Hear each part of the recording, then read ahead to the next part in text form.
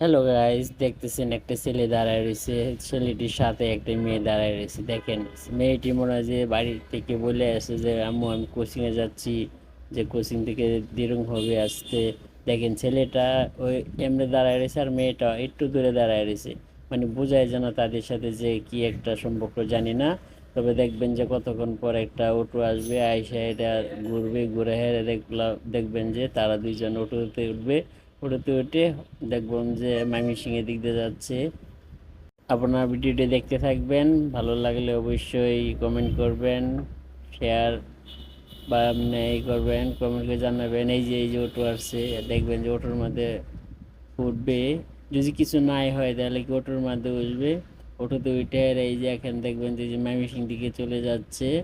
দেখেন আপনারা, একটি মেয়ে তখন ঘর থেকে বাইর হলেই মানে অনেক সমস্যা হতে পারে।